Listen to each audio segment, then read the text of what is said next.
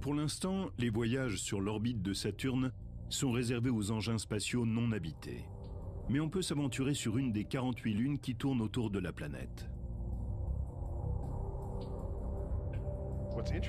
Ce qui nous intéresse, c'est de comprendre pourquoi les lunes se trouvent là et quelle est leur fonction. Nous sommes déjà allés sur l'une d'entre elles. Titan est la seule autre lune que la nôtre à avoir été explorée. Cet événement a été plus qu'important. Le 14 janvier 2005, la science-fiction est devenue réalité. Dans le cadre de la mission Cassini, la sonde sans pilote Huygens s'est posée sur la surface de la plus grande lune de Saturne. Titan est à la hauteur de son nom. Il fait la taille de Mercure. En fait, c'est la deuxième plus grande lune du système solaire. Elle est une demi-fois plus grande que notre lune.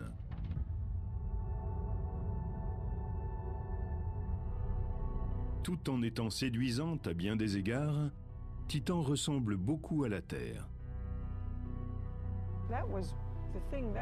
Ce qui m'a frappé, c'est à quel point la surface de Titan ressemblait à celle de la Terre.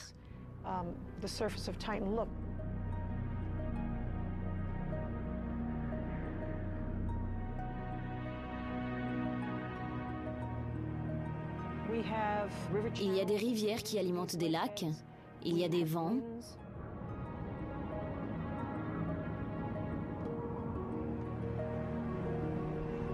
Et à d'autres endroits, des dunes.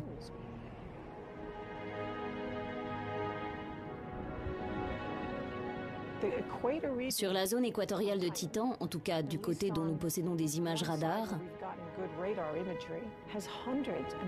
il y a des centaines et des centaines de kilomètres de dunes, de 100 mètres de haut, plusieurs kilomètres de large. C'est une vaste mer de dunes.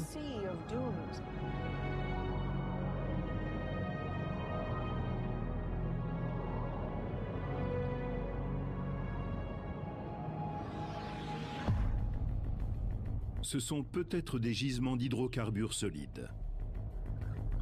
On n'était pas sûr que la sonde puisse atterrir sur une surface solide ou liquide. Elle s'est enfoncée dans une sorte de pudding, une matière mi-liquide, mi-solide.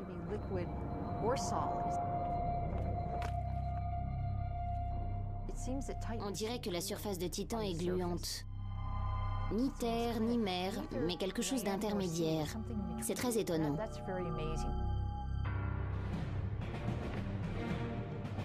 Mais Titan a une atmosphère, comme la Terre. Aucune autre lune de notre système solaire n'en possède.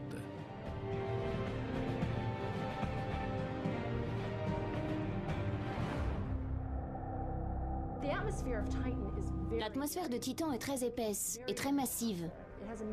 Sa masse est 10 fois plus importante que celle de l'atmosphère terrestre. C'est une couche de gaz très épaisse, plus épaisse que l'air que nous connaissons. Les particules dans l'air sont minuscules, de sorte que cela ressemble davantage à une brume qu'à du brouillard ou à un nuage.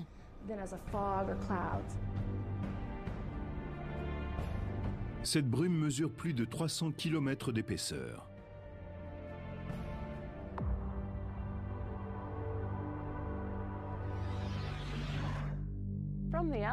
De l'extérieur, elle est opaque, comme une grosse balle orange.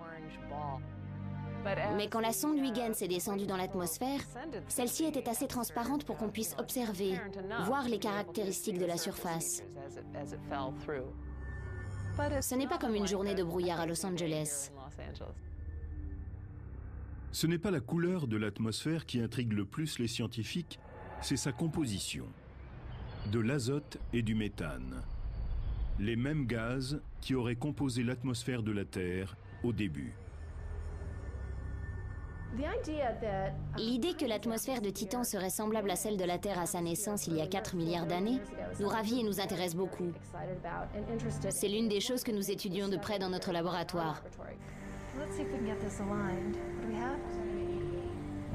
À l'Université du Colorado, le docteur Margaret Tolbert simule l'atmosphère de Titan dans son laboratoire. Celle-ci pourrait-elle contenir les ingrédients nécessaires à la vie? On essaie de simuler les réactions chimiques à l'intérieur de cette atmosphère qui est plus une brume d'après moi.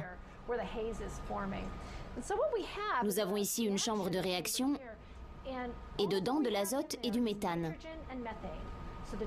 les deux composantes majeures de l'atmosphère de Titan. Nous mettons cela sous une lampe qui va simuler la lumière du soleil frappant l'atmosphère de Titan. C'est incroyable, mais l'expérience de Margaret Tolbert a montré que lorsque l'atmosphère de Titan est stimulée par la lumière, elle commence à produire des composés organiques. Pour les scientifiques qui cherchent les traces de vie hors de notre planète, cela est fascinant.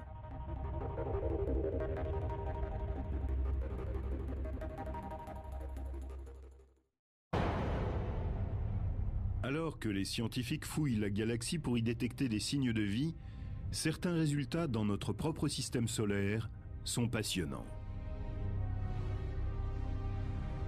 Titan, la lune de Saturne, semble rassembler les conditions requises. À l'Université du Colorado, des expériences ont montré que lorsque la lumière solaire entre en interaction avec l'atmosphère riche en méthane et en azote de Titan, des composés organiques se forment. Ces matières organiques flottent à la surface de Titan. Vous pouvez les voir sur les photos. Et qui sait ce qu'elles vont produire? Elles pourraient fournir de l'énergie à une nouvelle forme de vie.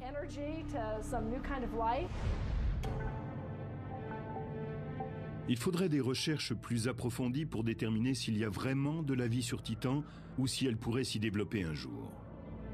Bien que son atmosphère ressemble à celle de la Terre à ses débuts, l'environnement y est très différent. Il fait froid, 180 degrés au-dessous de zéro. Il n'y a pas d'eau liquide. Titan est donc très différente de la Terre primitive. Quelque chose a creusé les lits de rivières et de lacs dans le sol de Titan. Or, il n'y a pas d'eau liquide sur cette lune. Qu'est-ce qui peut bien couler sur ces terrains? Sur la Terre, les montagnes sont faites de roches, alors que les montagnes de Titan sont composées de méthane et d'eau gelée. Les rivières de Titan sont des rivières de méthane, alors que sur Terre, c'est de l'eau. On pense qu'il pleut du méthane liquide sur Titan, ou qu'il en pleuvait. Sur Titan, il fait tellement froid que le gaz est liquéfié et qu'il forme des rivières et des lacs. Tout ce terrain est raviné par des rivières de méthane.